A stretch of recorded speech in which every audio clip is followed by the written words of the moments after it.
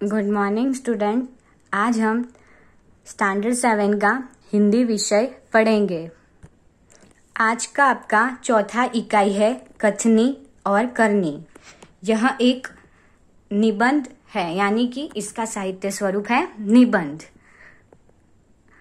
अब हम इसमें जो बात देखने जा रहे यानी कि सीख लेने जा रहे या समझने जा रहे, ये बात ये है कि हम जो भी बोलते हैं उसका हमें आचरण करना चाहिए। यानी कि हम बोल रहे हैं कि सत्य बोलना चाहिए, तो पहले हमारे से ही वो बात की शुरुआत करनी चाहिए, बाद में दूसरों को वो बात बतानी चाहिए या उपदेश देना चाहिए। अब हम इकाई को समझते हैं। ईश्वर ने मनुष्य को अन्य प्राणियों से श्रेष्ठ बनाया है, कई गुणों से उसे संवारा है, इसका उसे अभिमान भी होता है, परंतु स्वयं को गुणों की खान समझने वाला व्यक्ति कई बार ऐसे कार्य करता है जिन्हें वे गलत बताता है। कथनी और करनी में अंतर के ऐसे कई उदाहरण रोज देखने में आते हैं। अब भगवान ने सभी प्राणियों में से मनुष्य को क्या बनाया? श्रेष्ठ बनाया है। और मनुष्य स्वयं को गुणों की खान समझता है, यानी कि उसे सब आता है, ऐसा उसको अभिमान भी है। अब कई बार मनुष्य भी क्या हो जाता है? गलत हो जाता है। कैसे हो जाता है? अब हम उसमें देखते हैं। हमें अलग अलग इसमें एग्जाम्पल यानी कि उदाहरण दिए हैं उसके, तो इस पर से हम देखते हैं। बस्ती के बीच सरकार ने पार्क बनाने की जगह छोड़ रखी थी। बरसात के मौसम में मोहल्ले के एक सज्जन को उसमें फूलों के पौधे लगाने की सूझी। बात अच्छी थी। वे कहीं से पौधे लाए, कतार से उन्हें रोपा, देखभाल की। कतार यानी लाइन। पौधे बड़े हो गए। कुछ दिनों बाद फूल खिलने लगे, पार्क अच्छा लगने लगा। मोहल्ले के लोग सुबह शाम पार्क में टहलने लगे। अब क्या हुआ कि एक बस्ती थी, उसके बीच में सरकार ने क्या बना दिया? पार्क बनाने की जगह छोड़ रखी थी। अब बारिश का मौसम आया और वहां एक सज्जन आदमी रहता होगा, यानी कि अच्छा आदमी। उसने क्या सोचा कि मैं उसमें इधर पेड़ पौधे लगा दूं, फूल वाले। तो उन्होंने पेड़ पौधे उगाए। थोड़े दिनों बाद बारिश हुई, इसीलिए उसमें क्या आ गए? फूल आ गए और पार्क हरा भरा बन गया और अच्छा लगने लगा।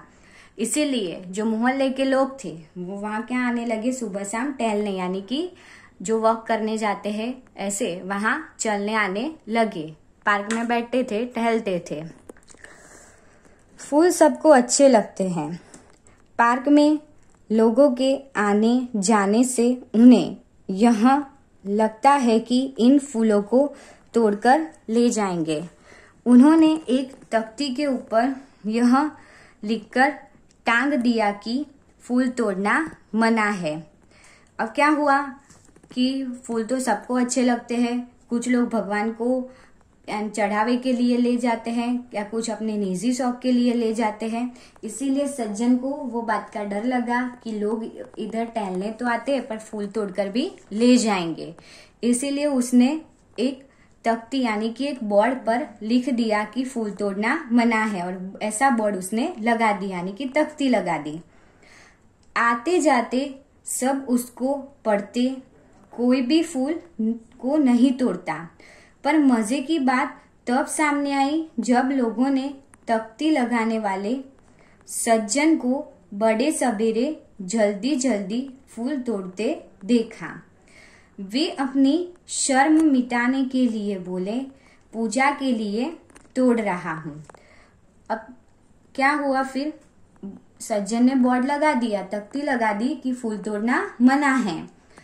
इसीलिए सबने वो तख्ती में जो लिखा था वो बात का पालन किया, किसी ने भी फूल नहीं तोड़े। पर एक दिन बहुत सुबह क्या हुआ कि सज्जन फूल तोड़ रहा था। अब ये सब लोगों ने देख लिया। इसीलिए फिर सज्जन ने क्या किया? अपनी शर्म मिटाने के लिए ऐसा बोला कि ये फूल तो मैं पूजा के लिए तोड़ रहा हूँ। यानी कि भगवान की पूजा करने के लिए मैं ये फूल तोड़ रहा हूँ। अब सज्जन ने ही ये बात बोली थी कि फूल नहीं तोड़ना है, और खुद सज्जन ही फूल तोड़ रहे थे, इसीलिए उसकी कथनी और करनी दोनों अलग हो गई। दूसरा है, बसों में लिखा होता है धूम्रपान करना निषेध है, यानी कि नो स्मोकिंग। एक बार यात्रा करते हुए देखा कि एक यात्री ने बीड़ी जलाई और पीने लगा। उसे देखकर कंडक्टर ने कहा, भाई साहब, बस में बीड़ी सिगारेट पीना मना है। उसने जलती बीड़ी खिड़की से बाहर फिकवा दी। अब क्या हुआ कि हम लोगों ने पब्लिक प्लेस में तो देखा ही है कि नो स्मोकिंग यानी कि धूम्रपान करना मना है, ऐसा बोर्ड लगा होता है। अब एक आदमी बस से जा रहा था और बस में उसने क्या किया, स्मोकिंग किया, यानी कि धूम्रपान किया। कंडक्टर ने बोला कि बस में धूम्रपान नहीं करना है, तो उसने कंडक्टर की बात मान ली। थोड़ी देर बाद कंडक्टर ड्राइवर के कैबिन में जाकर बैठा, सिगारेट जलाई और दोनों पीने लगे। एक दूसरे यात्री ने यह देखा तो लिखे हुए वाक्य की तरफ इशारा करते हुए कंडक्टर से कहने लगा, भाई साहब, बस में सिगारेट पीना मना है। इस पर कंडक्टर शीघ्र बोल उठा, यह वाक्य आपके लिए है, न कि हमारे लिए। फिर क्या होता है कि कंडक्टर ड्राइवर की कैबिन में जाता है और वहां वो स्मोकिंग करने यानी कि सिगारेट पीने लगता है।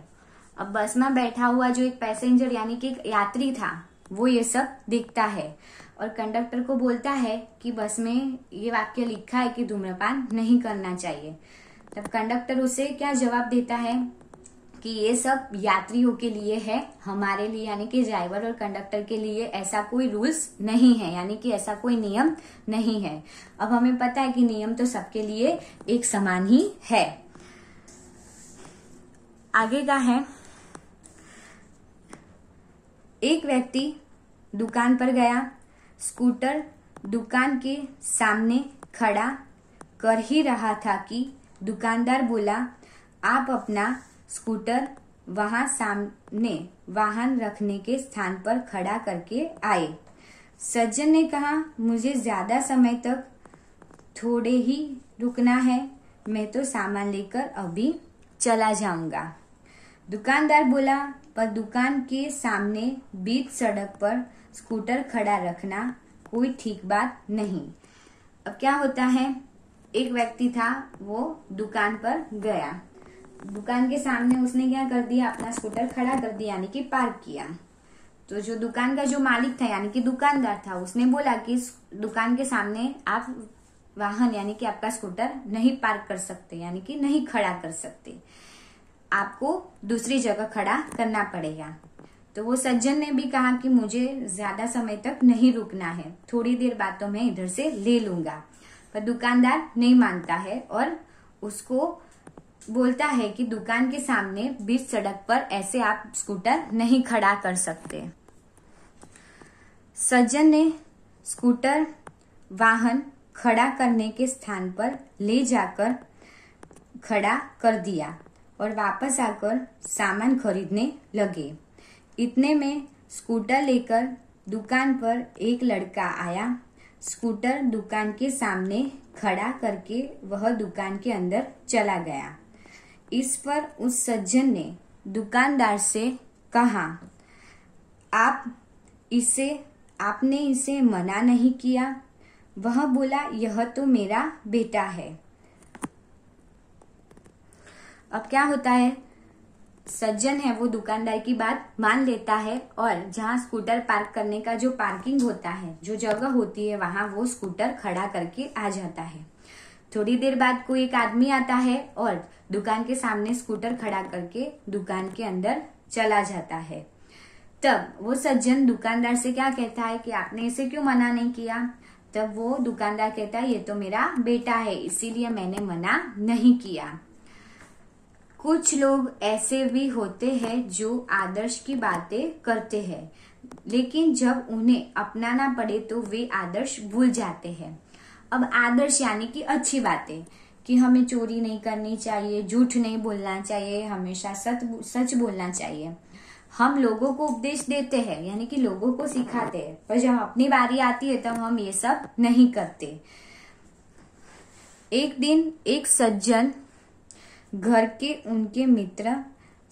के घर उनके मित्र मिलने आए। दोनों मित्र बातचीत में मग्न थे कि किसी ने दरवाजा खटखटाया। उन्होंने खिड़की से झांक कर देखा, बाहर मकान मालिक खड़ा था, जो पिछले 4 माह यानी महीना 4 महीने का किराया मांगने बार बार आ रहा था। उन्होंने अपने बच्चे को समझाकर बाहर भेजा। अब क्या हुआ, एक दिन एक सज्जन यानी कि एक अच्छा आदमी उसके मित्र के साथ यानी कि दोस्त के साथ बात कर रहा था। तभी दरवाजा खटखटा।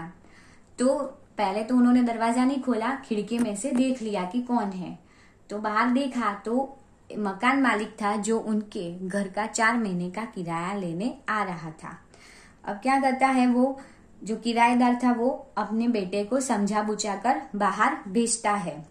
जब बच्चा बाहर गया तो मकान मालिक ने उससे कहा, तुम्हारे पिताजी से कहो कि मैं मकान का किराया लेने आया हूँ।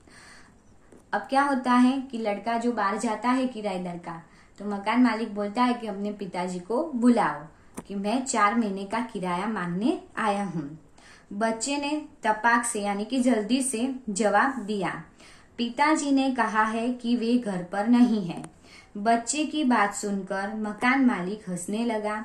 घर में बैठे मित्र के चेहरे पर भी मुस्कान आ गई, जिसे देखकर वे सज्जन पानी पानी हो गए। पानी पानी यानी कि शर्मिंदा हो गए। अब क्या होता है कि बच्चा बाहर जाता है और जब मकान मालिक बोलता है कि बच्चे को कि अपने पापा को बुलाओ कि मैं 4 महीने का किराया लेने आया हूँ, तो बच्चा बोलता है कि मेरे पिताजी ने ऐसा बोला है कि मैं घर पे नहीं हूँ। अब बच्चे की ऐसी बात सुनकर मकान मालिक हंसने लगा। घर में जो किराएदार का मित्र बैठा था वो भी हंसने लगा और फिर किराएदार को ये सब सुनकर और देखकर शर्मिंदगी उठानी पड़ी। एक सज्जन ने अपने पोते को सिखाया था कि हमें कभी भी कोई काम गलत ढंग से नहीं करना चाहिए, सदा अपनी बारी की प्रतीक्षा करनी चाहिए। यानी कि हमें क्या करना चाहिए, अच्छे समय का इंतजार करना चाहिए। कुछ भी आ जाए पर हमें हिम्मत नहीं हारनी चाहिए और बुरे काम नहीं करने चाहिए या गलत ढंग से नहीं करना चाहिए। एक दिन की बात है, वे बिजली के बिल जमा कराने गए। साथ में उनका 8 वर्षीय पोता भी था। बिल जमा कराने वालों की लंबी कतार देखकर वे कई उपाय सोचने लगे। उन्होंने खड़े हुए लोगों को ध्यान से देखा। आगे ही एक परिचित व्यक्ति खड़ा दिखाई दिया। वे तुरंत उसके पास गए और बोले, बेटा ये बिल तुम घर पर ही भूल आए, लो इसका भी जमा करा दो। वह व्यक्ति कुछ बोले उससे पहले ही बिल व राशि उसके हाथ में थमा दी और एक तरफ जाकर खड़े हो गए। पोता बार बार कहने लगा, दादाजी लाइन में लगिए ना। उसकी बात सुनकर लोग हंसने लगे। अब क्या होता है, एक सज्जन आदमी था यानी कि बूढ़ा आदमी था। उसने अपने पोते को सिखाया था कि हमेशा अपनी बारी की प्रतीक्षा करनी चाहिए, कोई भी काम गलत ढंग से नहीं करना चाहिए। फिर वो अपने पोते को लेकर बिजली यानी कि पानी और लाइट का बिल पे करने यानी कि भरने जाते हैं। उसके साथ उसका 8 वर्षीय पोता यानी कि 8 साल का जो उसका पोता है वो भी साथ में जाता है। अब वहां जाकर उन्होंने देखा तो जो बिल जमा करने की जो लाइन थी यानी कि कतार थी वो बहुत बड़ी थी। अब सज्जन को लगा कि मैं इधर इतने देर क्या खड़ा रह के करूं, तो वो लाइन में देखते तो उसको एक अपना परिचित आदमी दिखाई देता है यानी कि संबंधी। अब वो उसके पास जाते और बोलते हैं कि बेटा ये बिल तो तुम घर पर ही भूल आए। इस तरह उसे अपना बिल और पैसे राशि यानी पैसे दे देते हैं। अब व्यक्ति कुछ बोले उससे पहले ही वो साइड में यानी कि दूसरी तरफ जाकर खड़े हो जाते हैं। पोता बार बार कहता है कि दादाजी लाइन में लगो, आपने ही बोला है, पर दादाजी उनकी बात सुनते नहीं है। लोग उनकी बात सुनकर हंसने लगते हैं। कई लोग ऐसे होते हैं जो आदर्श की बातें तो करते हैं पर उन्हें अपनाते नहीं। इस प्रकार का आचरण अच्छा नहीं होता। ऐसा आचरण करने वालों को कभी भी सम्मान नहीं मिलता। वे हंसी के पात्र बनते हैं। इसीलिए हमें कथनी और करनी में सदैव समानता रखनी चाहिए। हो कथनी करनी एक समान, जग में मिलता तब सम्मान। पहले भी हमने आगे देखा कि जो लोग आदर्श की बातें करते हैं, यानी कि जो लोग अच्छी अच्छी बातें करते हैं, लोगों को उपदेश देते हैं, सिखाते हैं कि चोरी नहीं करनी चाहिए, हमेशा ईमानदार रहना चाहिए, लोगों को परेशान नहीं करना चाहिए, किसी के पास से रिश्वत नहीं लेनी चाहिए, झूठ नहीं बोलना चाहिए, ऐसी बातें दूसरों को बोलते हैं, सिखाते हैं, समझाते हैं। पर जब अपनी बारी आती है तब ऐसी बातें अपनाते नहीं हैं, यानी कि खुद उसका पालन नहीं करते हैं। तो जैसे हम किसी बात का पालन न करें और दूसरों को ऐसा बोले तो क्या होता है, हमारा सम्मान नहीं बढ़ता है, हमारी इज्जत नहीं बढ़ती है। और हमारी इज्जत क्या होती है, यानी कि हमें बेइज्जत या शर्मिंदगी उठानी पड़ती है।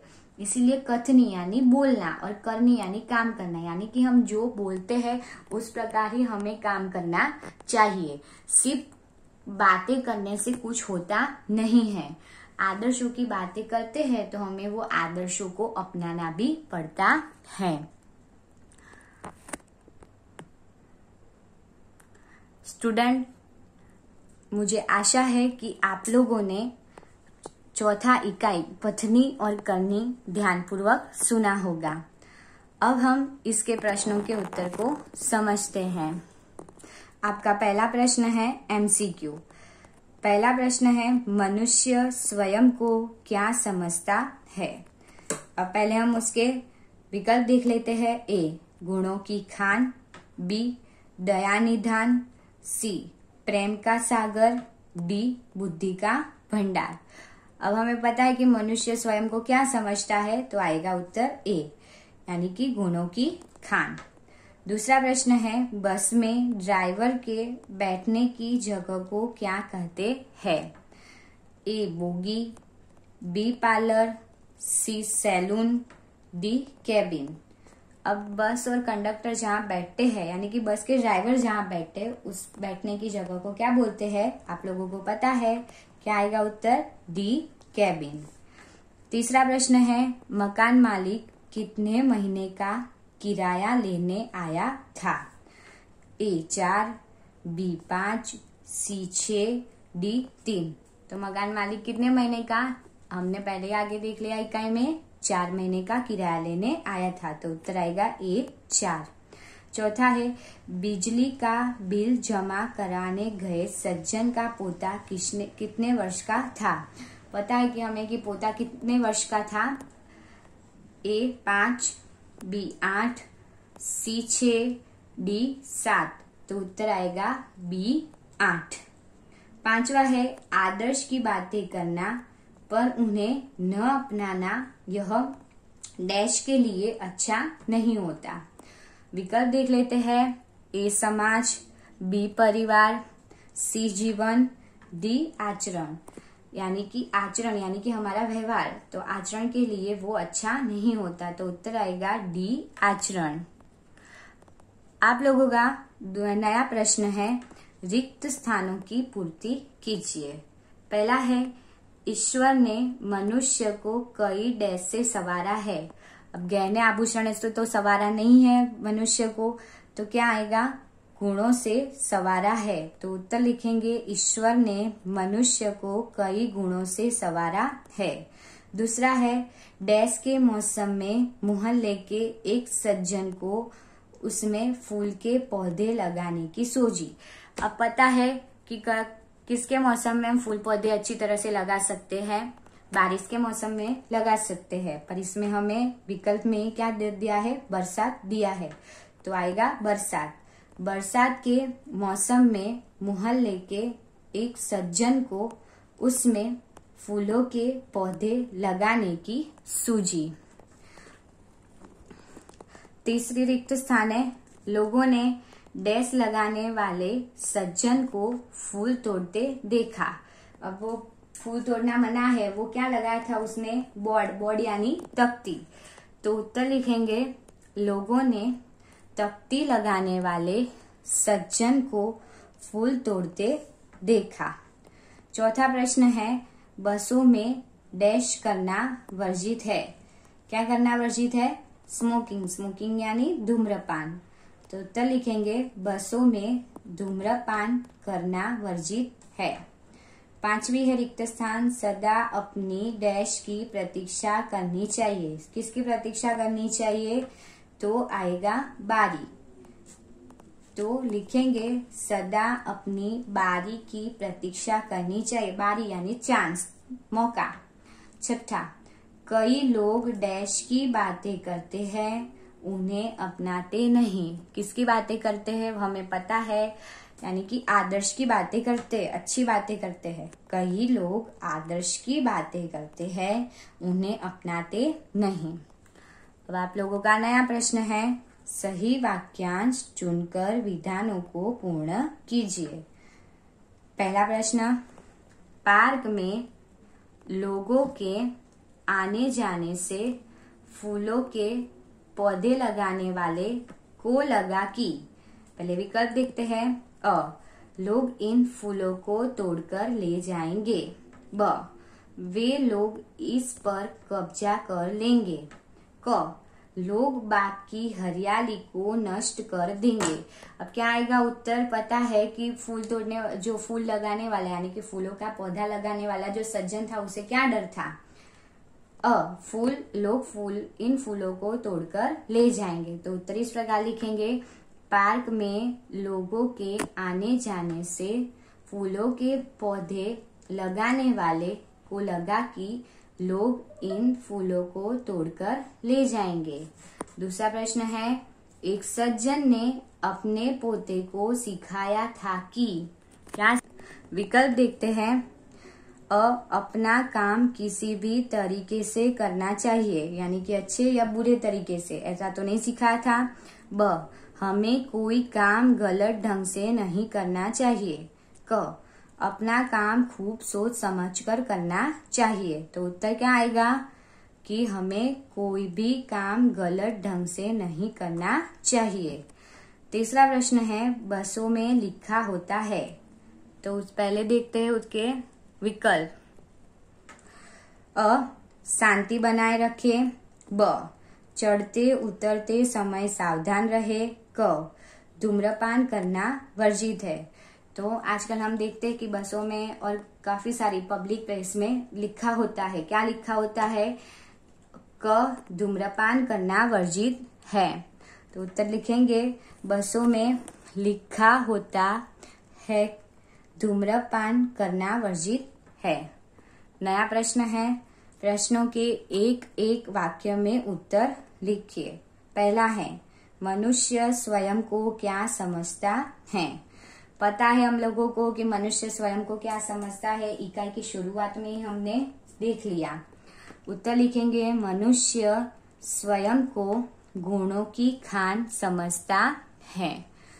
दूसरा प्रश्न है, फूल तोड़ने वाले सज्जन ने अपनी शर्म मिटाने के लिए क्या कहा।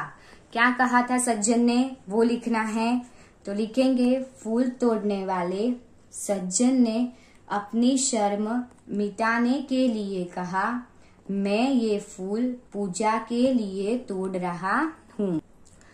तीसरा प्रश्न, बस कंडक्टर ने यात्री को क्या करने से मना किया। क्या करने से मना किया था यात्री को, स्मोकिंग करने से। तो क्या लिखेंगे, स्मोकिंग को हिंदी में धूम्रपान बोलते हैं। तो लिखेंगे, बस कंडक्टर ने यात्री को धूम्रपान करने से मना किया।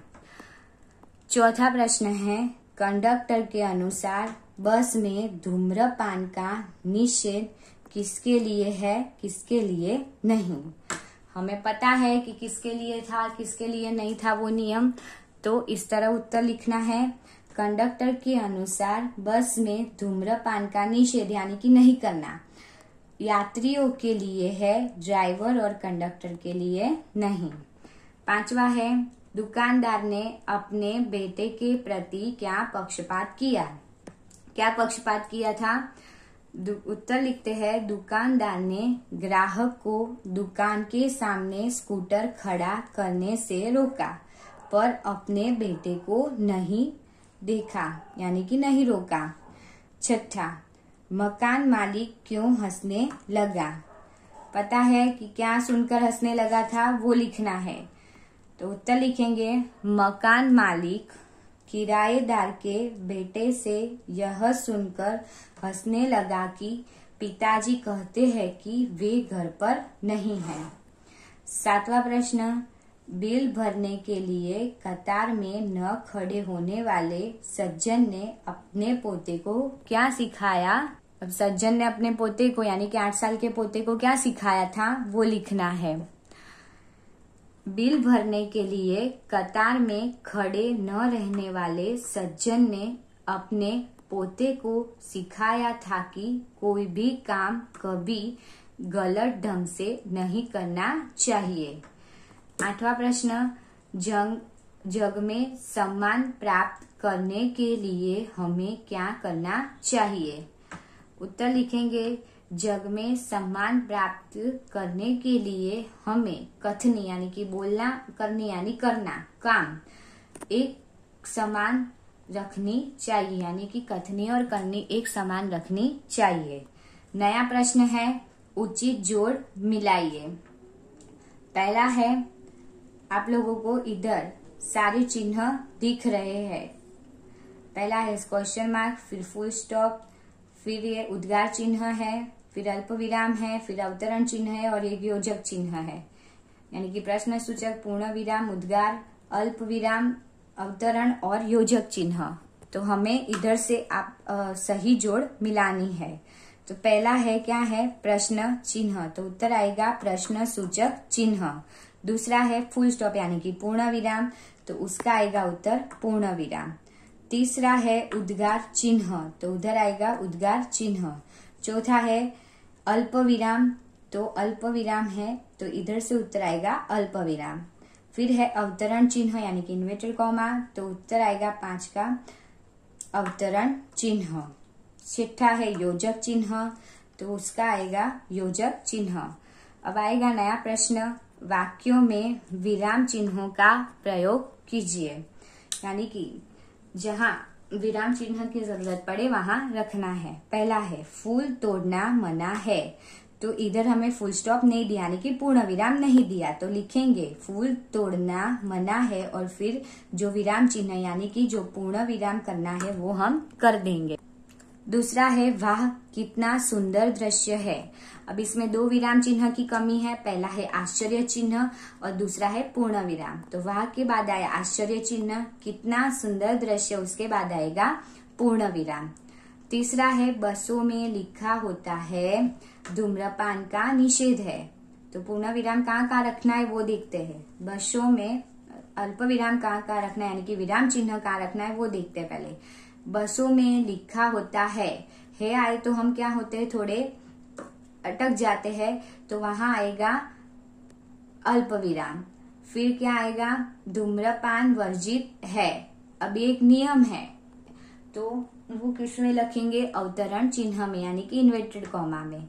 चौथा है, धारा रात दिन पढ़ती रहती है, तो धारा रात दिन पढ़ती रहती है, उसके बाद क्या किया हमने, पूर्ण विराम कर दिया। 5वां है, पौधे बारिश में ही क्यों लगाए जाते हैं, तो वो एक हमें क्या पूछा है, प्रश्न पूछा है, तो हमें क्या करना है, पौधे बारिश में ही क्यों लगाए जाते हैं और उसके बाद आ गया प्रश्नार्थ चिन्ह। अब शब्दों में से भाववाचक संज्ञा बनाइए। अब इस तरह लिखेंगे हम, सच्चा है तो उसकी भाववाचक संज्ञा बन गई सच्चाई। दूसरा है ऊंचा, तो उसकी हो गई ऊंचाई। तीसरा शब्द है बच्चा, तो बच्चे का तो बच्चे होगा नहीं, तो क्या आएगा, भाववाचक संज्ञा बनकर हो जाएगी बचपन। चौथा है लंबा, तो उसकी भाववाचक संज्ञा बन गई लंबाई।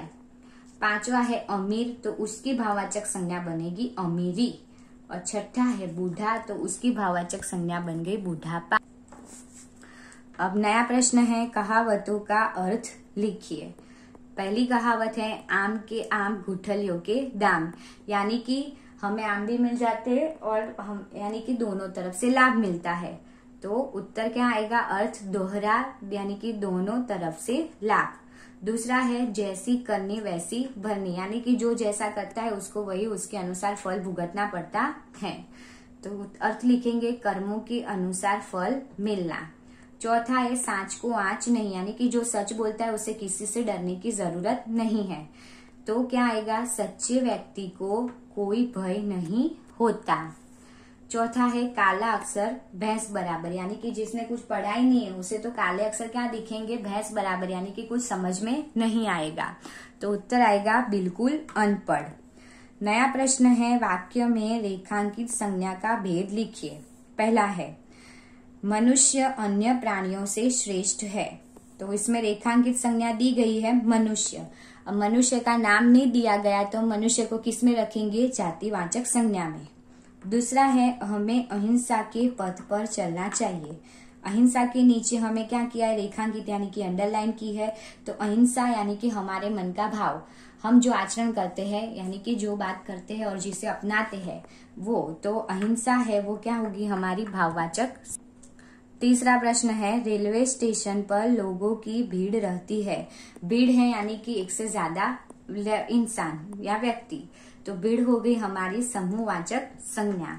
चौथा है, क्षमा वीरों का आभूषण है। क्षमा के नीचे अंडरलाइन की है, यानी क्षमा क्या हो गई, भाववाचक, क्योंकि क्षमा हमारे मन का भाव है, फीलिंग्स है, तो वो क्या होगी, हमारी भाववाचक संज्ञा। पांचवा, फूल सबको अच्छे लगते हैं। अब हमें फूल का नाम नहीं दिया है, फूल का नाम दिया होता है तो हम उसको व्यक्तिवाचक संज्ञा में रख सकते हैं, जैसे कि गुलाब का फूल, कमल का फूल या गेंदे का फूल, पर ऐसा कोई नाम नहीं दिया, इसीलिए हम फूल को कहाँ रखेंगे, जातिवाचक संज्ञा में। छठा है, हमारे व्यवहार में विनम्रता होनी चाहिए। विनम्रता के नीचे अंडरलाइन की है, तो क्या आएगा, विनम्रता, यानी कि वो भी हमारे मन का भाव है, तो वो क्या आ जाएगी, भाववाचक संज्ञा। सातवां है, सभा में कई लोग इकट्ठे हुए। सभा है यानी कि एक से ज्यादा इंसान, तो एक से ज्यादा इंसान जब दिखाए आए तो क्या लिखना है, समूहवाचक संज्ञा। स्टूडेंट, मुझे आशा है कि आप लोगों ने चौथा इकाई कथनी और करनी अच्छी तरह से ध्यानपूर्वक समझा होगा और सुना होगा। इसके आधार पर जो हमने प्रश्नों के उत्तर समझे वो भी आप लोगों ने ध्यानपूर्वक समझे होंगे। Thank you.